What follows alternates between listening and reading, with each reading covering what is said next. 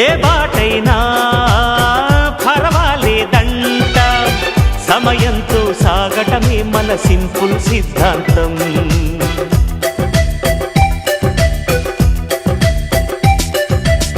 చిరుగాలికి పరిమళమిచ్చే సిరిమల్లెల వనమై ఉందాం, గగనాన్ని నేలను కలిపే హరివిల్లుల బంతెన అవుదాం.